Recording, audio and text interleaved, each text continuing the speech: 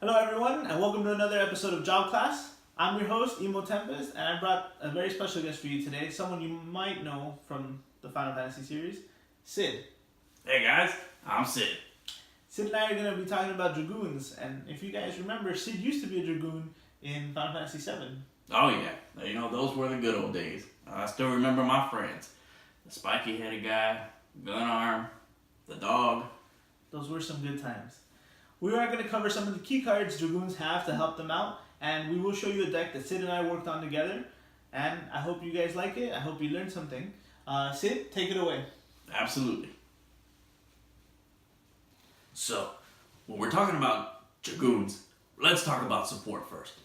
And the best card that you can put in that deck is King of Bermesia. Now, this guy, amazing. He's a 3-cost EX burst backup from Opus 4 that allows you to search for one Dragoon or a card named Dragoon and add it to your hand. Now that comes exactly from the deck. Amazing card. I recommend playing 2 of. He's really great. And the one card that you always want to have in your hand, or at least an extra copy of, is my pal Freya. That's right. She's Opus 3, 3-cost, amazing Dragoon. She's got haste, she's got first strike, and she has one of the best S abilities in the game. It's a board clear. That's right. But you gotta make sure you have her buddies around. That's right, because for each Dragoon or card named Dragoon out on the field, she's gonna do plus 2,000 damage to all your opponent's forwards. All it takes is just an S ability with 2 lightnings. Now, let's bring on her best friend, which is Kain. That's right, Opus 2, cost 4, Kain, who's also Dragoon, obviously. He can give the job class or card named Dragoons plus 2,000 power just by being on the board. That's like super Dragoon aura power. Amazing. Now, it doesn't even stop there because there are cards that can manipulate the job to change it to Dragoon if you wanted to. So anybody can be a Dragoon. Your mother can be a Dragoon. Your dad can be a Dragoon. Hell, I was a Dragoon in Final Fantasy VII. So now that we got all 3 of the bases, we've got support, we've got some sort of strategy, we want a board clear, and we got the ability to help our little Dragoon friends power up and jump on the competition. I was tinkering in my garage to figure out how do we put this all together. So, let's check it out. Well, what do you think? Well, what is it? That's my Dragoon deck. It's a Dragoon deck, but I don't see any Dragoons. What do you mean? I put some Dragoons in there. Well, why don't you tell me a little bit about it? Well, of course. All right. First of all, I put Dragoons in there. It's got to be a Dragoon deck, so you got to put Dragoons in it. So, right off the bat, I was thinking, what do I like that Dragoons do besides jumping? So I jumped to conclusion. I said, I need haste. I need to go fast. Yeah, you have haste, but I see you have Kain. I mean, no, you have to have Kain, obviously. But you have Sid and Cypher. What's that about? Well, you don't have to be a Dragoon to be a Dragoon. So let me explain a little something about this. So, when you're building a Dragoon deck, you don't just shove every Dragoon ever printed into the game. Now, I know that sounds great, and trust me, I've already done it. What you want to do is you want to at least have some sort of balance, some sort of strategy that can support those guys, because to be honest, they're not 100% amazing. Only about 99%. Trust me, I know. All right, and so that's why you put in Cypher and Sid? Yeah, of course. They do everything that you want. You want Sid, who brings in another guy. Basically, they jump right in. And you got Cypher, who's basically a Dragoon. If I had never met the guy, I would have said, yep, that guy's a Dragoon. He's got haste and the ability to buff himself. Are you kidding me? Who doesn't want that? Yeah, as long as the Idea is on the board, he has haste. And that's good. I see why you did that. And if looking at the deck, you have the 3-cost Dragoon standard units and Freya and Cypher, and those are all Sid targets too. Absolutely. So they all jump in. I get it. They all jump in. That's right. And they getting it. Yeah, I think so. And you're talking about support there, so you have Emperor and the Warrior of Light. Absolutely. No, Emperor, I mean, that guy's a great guy. I had drinking with him the other day, a bunch of elixirs, potions, things like that. And, man, that guy, I mean, he's a colon destroyer, let me tell you. That guy just stops anything with a colon. Okay. And what about Warrior of Light? Oh, that guy's great with the Lightbill, let me tell you. Oh, okay. The Warrior of Lightbill. Got it.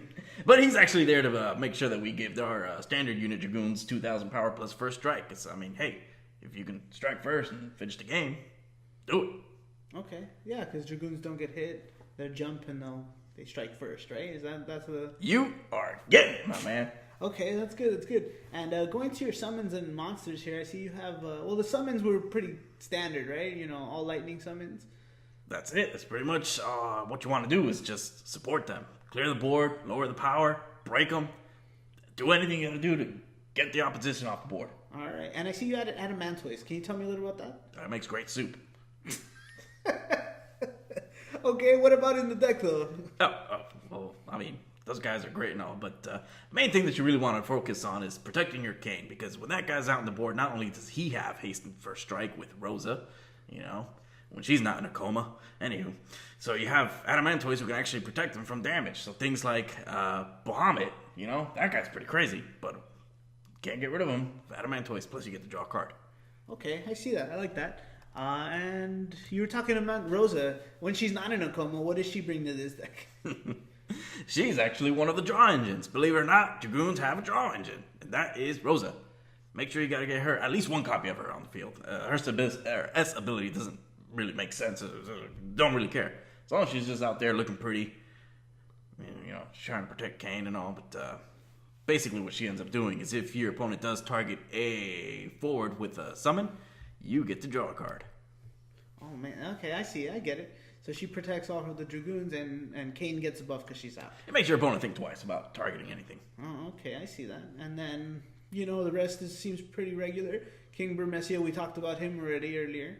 And we have Gladiator to bring out your 2 Dragoons, your standard units back. That's right. Those guys are amazing. And you always want to bring them back, and they'll jump right back into the fray. Start whooping butt. All right, and I see we did mention Cypher and Idea, and I see Idea there. Can you tell me a little bit about that? Now, this is something that probably goes a lot overlooked. What you got to realize that in the current meta, you have a lot of 5 costs that are doing a lot of damage.